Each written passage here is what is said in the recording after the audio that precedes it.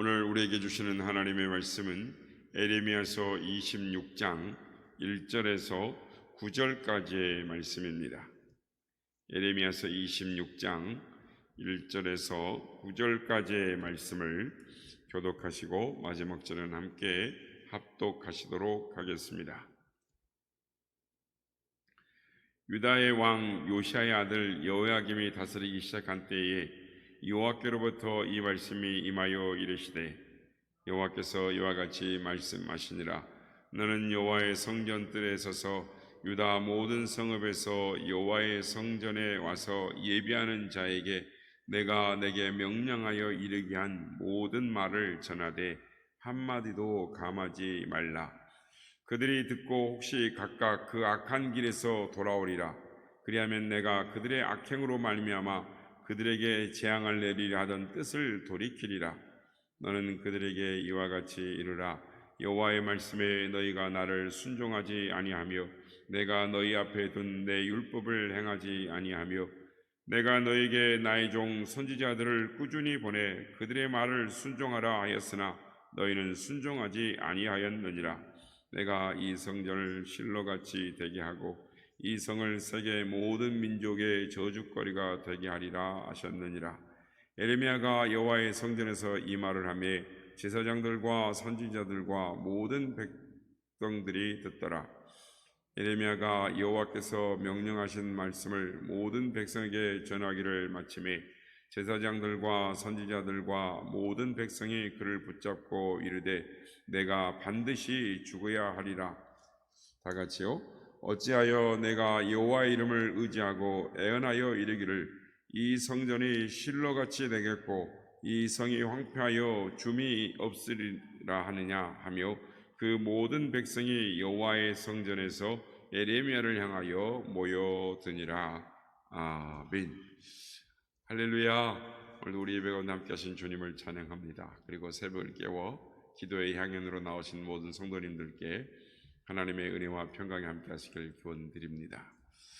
오늘 본문은 시대 상황이 한참 뒤로 앞으로 갑니다. 앞으로 가서 지난 시간까지는 시드기야 곧 이제 바벨론에 둘러싸여서 유다가 망하기 직전인데 이제 요시야의 아들, 그러니까 오늘 본문에는 요시야의 아들 여호야의 김 시대로, 그러니까 그 한 40년 전쯤으로 사역에 처음 시작했을 때 그때의 시점으로 돌아와서 다시 말씀이 시작됩니다. 그러니까 오늘 본문을 보면 하나님께서 에레미야에게 하나님의 성전에 서서 하나님의 백성들에게 하나님의 말씀을 선포하라 라고 명령을 하십니다. 그래서 에레미야가 백성들 앞에서 하나님의 말씀을 선포하는 장면이 나옵니다. 그런데 말씀을 전하는 초기 40여 년 전에도 제사장과 선지자와 모든 백성들이 그 말을 듣고 모여들어서 에레미야를 죽이려고 했다라는 것입니다. 그럼 여러분, 이 장면은 우리에게 어떤 교훈을 주고 있습니다. 이 장면을 보면서 어떤 교훈을 받으십니까? 이 시간에는 신앙생활을 하면서 목숨을 걸어야 할 두 가지를 나누고자 하는 것입니다. 첫째는 영혼을 살리는 일에 목숨을 걸어야 할 줄 믿습니다. 하나님께서 에레미야에게 성전에 서서 하나님의 말씀을 전하라고 했을 때 그 말씀대로 전하면 지금 우리가 본문을 통해서 분위기를 아시죠? 이 말씀을 가서 성전에서 전하면 목숨이 위태롭다라는 것을 압니다. 그러나 에레미야는 그 하나님의 말씀에 순종하여 성전에서 하나님의 말씀을 그대로 전합니다. 그러니까 이 성이 실로와 같이 황폐하게 되고 이 성이 저주거리가 되리라 라는 말을 전하는 것입니다. 하나님도 이 백성들이 간절히 하나님께로 돌아가기를 원했지만 에레미야도 그 하나님의 소원을 자기의 소원을 삼아 또 그 소원을 삼을 줄 알아서 에레미야는 담대하게 성전 앞에서 하나님의 말씀을 전합니다.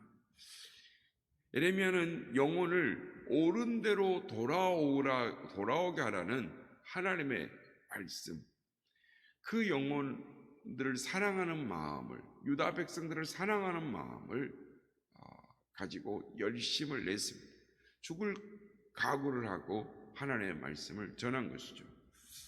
하나님은 이런 사람들을 진정 축복된 존재로 삼으십니다.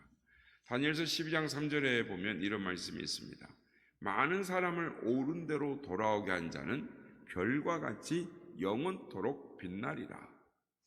정말 별과 같이 영원토록 비춰지는 그런 존재가 되기를 원하십니까? 그러면 많은 사람들을 옳은 대로 돌아오게 하는 데에 힘쓰는 여러분들이 되시기를 바랍니다. 많은 사람들을 옳은 대로 돌아오게 하려면 가장 중요한 것이 있습니다. 저는 그것이 그들을 위해서 기도하는 것이라고 생각을 합니다. 인간의 연약성으로 인해서 많은 오해 가운데에, 서로에 대한 오해 가운데 이 시대를 살아가고 있습니다. 그러므로 하나님께 기도하면서 그들을 위해 기도하는 것이 얼마나 중요한 것인가를 우리는 느끼며 살아가고 있습니다. 그런데 그 기도 중에도 아름다운 기도가 있습니다. 그것은 중보 기도입니다. 대개 보면 진실하게 살아가는 사람들에게 주어지는 축복이 있습니다. 그것이 무엇일까요? 그것은 자녀의 축복입니다. 왜 신실한 성도의 자녀가 하나님의 축복을 많이 받게 되는 것일까요?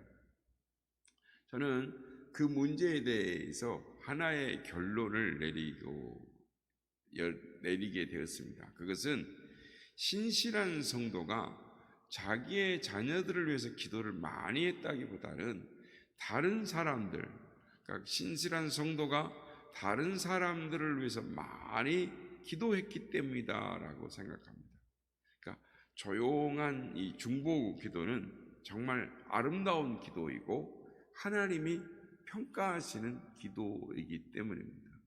내가 당신을 위해서 열심히 기도할게요 라고 말하지 않아도 알아서 기도하는 사람, 그 사람을 축복하고 그 사람을 위해서 중보 기도하는 것, 그것이 정말 좋아하는 하나님의 기도인 것입니다. 왜냐하면 그 기도에는 사심과 이기심이 없기 때문입니다. 여러분, 다른 사람들에게 좋은 것을 베풀며 사시기를 바랍니다. 그 중에서도 기도를 우선적으로 베풀고 산다면 얼마나 좋은 일이겠습니까? 아무리 가난한 사람이라 할지라도 이것은 누구나 할 수 있는 일입니다. 그런데 가장 크게 할 수 있는 일입니다. 왜냐하면 하나님께 기도를 하기 때문인 것입니다. 내가 누구에게 은혜와 사랑을 받는 것도 중요하지만 내가 누구를 위해 베풀고 사랑을 나눠줄 수 있다는 것이 얼마나 중요한 일이겠습니까? 내가 도움을 받는 것, 그게 약간의 복이지만 내가 남을 돕는다라는 것은 엄청난 행복감을 갖다 주는 것입니다. 그러므로 항상 남을 이해하는 자, 남을 위해 중보자가 되어 기도할 때에 여러분의 미래의 축복을 쌓는, 축적하는, 그리고 삶을 행복한 삶으로 만들어가는 그런 하나님의 영적 원리가 있음을 깨달으시고 다른 사람을 위해 중보하며 하나님이 기뻐하시는 기도의 삶을 살아가시는 여러분 되시기를 예수님의 이름으로 축복합니다. 두 번째로 우리가 목숨을 걸어야 될 것이 뭘까?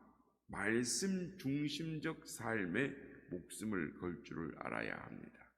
오늘 본문에 하나님이 말씀하십니다. 2절 말씀 보면 내가 내게 명하여 이르게 한 모든 말을 전하되 한 말도 감하지 말라. 말씀 그대로 살기를 원하시는 하나님의 뜻이 잘 나타나 있습니다.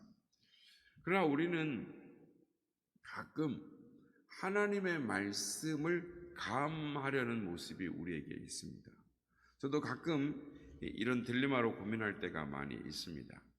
어떤 경우에는 말씀 그대로 성도들에게 말씀을 전하면 이 말씀을 들으면 시험 받을 게 뻔한데, 말씀을 잘못 들으면 시험 들게 될 테인데 이걸 어떻게 해야 되나? 그렇다고 말씀을 조금 감하면 하나님이 기뻐하시지 않으시잖아요. 그래서 저는 이렇게 기도할 때가 있습니다. 하나님이 말씀하시는 원래의 뜻, 하나님의 말씀에 올리는 감하지 아니하고 성도들이 쉽게 이해하기 쉽고 오해하지 않고 시험에 들지 않는 지혜로운 방법으로 말씀을 전하게 해주세요. 이런 기도와 이런 삶이 여러분 모두에게 있으시기를 주의 이름으로 축복합니다. 왜냐하면 우리가 세상에 살 때에 참으로 지혜롭게 살아야 합니다. 그런데 지혜롭게 산다고 할 때에 우리도 모르게 지혜를 발휘하는 건 좋지만 하나님의 말씀을 감하는 쪽으로 흘러가서는 안 된다라는 것입니다. 특별히 우리는 우리 자녀들에게 하나님의 말씀을 양육을 해야 하는데, 우리는 우리 자녀들을 위하는 진정으로 위하는 길이 무엇인지를 지혜롭게 살펴야 하는 것입니다. 유대인들이 생각하듯이 자녀는 하나님이 주신 축복인 것입니다. 우리는 우리의 자녀들, 우리의 자손들을 위해서 무엇을 해야 하겠습니까? 다른 어떤 좋은 것을 주기보다는 말씀대로 살아갈 수 있도록 하나님의 말씀대로 양육하는 것이 중요한 것입니다. 신앙교육, 말씀 중심의 교육의 우선순위가 뒤로 물리지 않도록 하면서도 자녀들의 다른 필요를 채워줄 수 있는, 그러니까 지혜로운 방법인 것이죠. 강압적으로 신앙생활을 하라고 말하는 거,